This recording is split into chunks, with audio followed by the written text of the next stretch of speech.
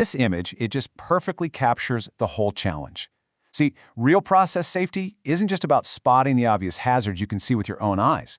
It's about looking deeper into the very systems that run the whole operation. Because that's where the biggest, and sometimes the most well-hidden risks, are quietly waiting.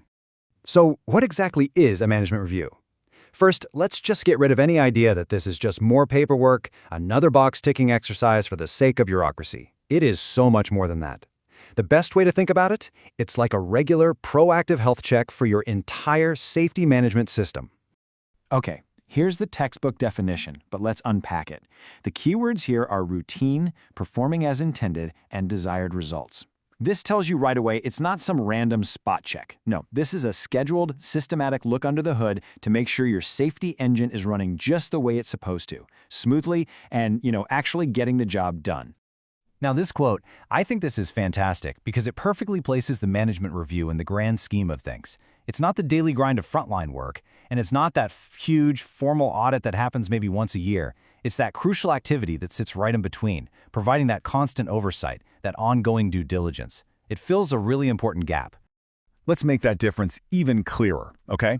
A formal audit, think of that as a deep, deep dive with a microscope. It's periodic, it's super structured, and it's there to judge the total effectiveness of a system. A management review, on the other hand, is much more like a frequent checkup with a stethoscope. It's less formal, happens more often, and its main job is broader, to spot problems or deficiencies that are starting to pop up right now. All right, so we get what it is in theory, but what does a management review actually look like when you're doing it? Let's get practical. It really all boils down to one thing: getting the right people together to ask the right questions. This is the heart of it, right here. It's a team sport. You bring together the folks responsible for a specific safety program.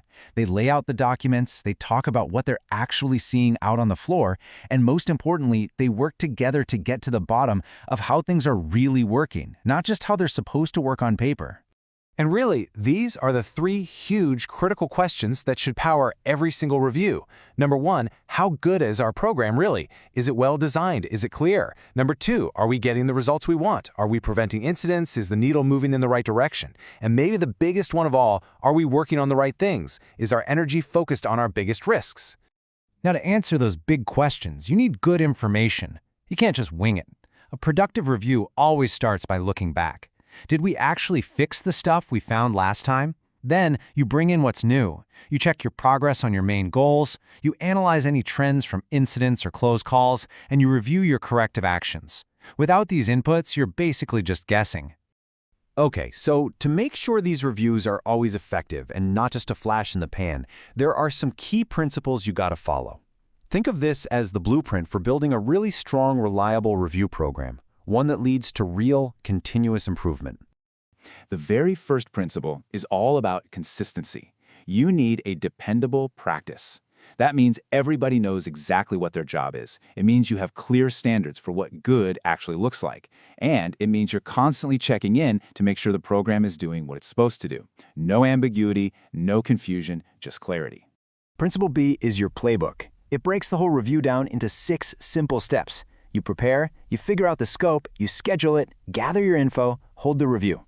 But honestly, the most important part is that last one, documenting what you found and creating clear, actionable tasks to fix it.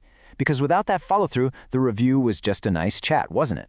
And finally, to make sure this whole thing lasts, you need these last 2 principles. C is all about continuous monitoring. You can't just wait for the next review to see if things are working. And D is about getting buy-in from everyone. You have to actively promote the program, explain its value so that everyone from the newest hire to the CEO understands why it matters and what their part is. So knowing the right way to do something is half the battle, for sure. But the other half is knowing what not to do. So let's flip the coin and look at some of the most common pitfalls, drawing on some real-world intel from Process Safety Management, or PSM, surveillance. The key takeaway here is you've got to be your own worst critic. You have to ask the really tough questions. Are those action items from last time actually being followed up on until they are 100% done?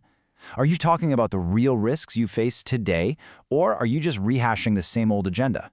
Are you really honestly hitting your safety targets? And are you digging deep into the data on incidents and near misses to find the root cause?